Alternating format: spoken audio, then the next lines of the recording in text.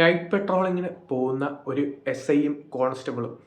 So നോർമലായിട്ട് ഇപ്പോൾ റോന്തൊക്കെ നോക്കുകയാണെങ്കിലും ആ ഒരു കഥ പറയുന്ന മൂവിയാണ്. പക്ഷേ ഈ ഒരു നൈറ്റ് പെട്രോളിങ്ങിൽ വെച്ച് നടക്കുന്ന ഒരു സംഭവം പോലീസിൻ്റെ അനാസ്ഥയായി മാറുമോ ഇല്ലയോ എന്നുള്ളതാണ് ഈ ഒരു മൂവിയുടെ എൻ്റെ പോയിന്റ് എന്ന് പറയുന്നത്.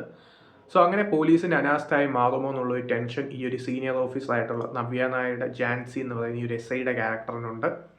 പക്ഷേ കോൺസ്റ്റബിൾ ആയിട്ടുള്ള സൗബിൻ ആ ഒരു കാര്യത്തിൽ അത്ര വെളിയിട്ടല്ല. ഈ വരുമോ ഇല്ലയോ എന്നുള്ളൊരു പേടിയിൽ ജീവിക്കുന്ന ഒരു ക്യാരക്ടറായിട്ടാണ് ഈ ഒരു നവ്യ നായരുടെ കഥാപാത്രം വന്നിരിക്കുന്നത്. സോ പലയിടങ്ങളിലും പാർട്ടും ആവുന്നുണ്ട്, പക്ഷെ പോസിറ്റീവ് പാർട്ടും പലയിടങ്ങളിലും ആവുന്നുണ്ട് എന്നുള്ളതാണ് സത്യം. കാരണം ആ ഒരു നവ്യ നായരുടെ ക്യാരക്ടർ ഡിസൈൻ ചെയ്തിരിക്കുന്ന രീതിയാണ് അങ്ങനെ. കാരണം എന്താണെന്ന് വെച്ചാൽ അതത്ര സ്മാർട്ട്നെസ് കാണിക്കുന്ന രീതിയിലുള്ള, ബ്രില്യൻസ് കാണിക്കുന്ന രീതിയിലുള്ള ഒരു ക്യാരക്ടറല്ല. 2 ആളുകൾക്കും ബ്രോക്കൺ മാരേജ് ആണ്. സോ അതിൽ കൂടുതൽ അഫക്റ്റ് ആയിരിക്കുന്നത് നവ്യ നായരുടെ ക്യാരക്ടറാണ് രണ്ടുപേരും ക്യാരക്ടറിനേക്കാളും. രണ്ടുപേരും അഫക്റ്റഡ് ആണെങ്കിലും പക്ഷേ ആ ഒരു ക്യാരക്ടറിന് പേഴ്സണൽ ലൈഫ് വളരെ ഡാമേജ്ഡ് ആണ് കാണിക്കുന്നുണ്ട് പല സീക്വൻസിൽ. അതുകൊണ്ട് തന്നെ ആ ഒരു വീക്കായിട്ടുള്ള ക്യാരക്ടറായിട്ടാണ് നവ്യ നായർ ചെയ്തിരിക്കുന്നത്. സോ പെർഫോമൻസ് വൈസ് സൗബിനാണെങ്കിലും നവ്യ നായരാണെങ്കിലും കന്നഡയിൽ നിന്ന് അച്യുത് കുമാർ ആണെങ്കിലും എല്ലാവരും തന്നെ ഓക്കെ ആണെങ്കിലും സിനിമയിൽ ഒരു വൺ ടൈം വാച്ചബിൾ ത്രില്ലറാണ്.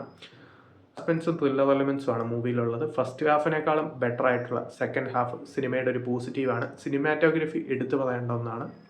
സെക്കൻഡ് ഹാഫിൽ ക്ലൈമാക്സിന് മുന്നേ വരുന്ന കുറച്ച് മിനിറ്റത്തെ മോണോലോഗ് ഉണ്ട്. അത് സിനിമയുടെ ആ ഒരു ഇമോഷൻസ് ലിഫ്റ്റ് ചെയ്യുന്നുണ്ട്. സോ അതാണ് പാതിരാത്രി.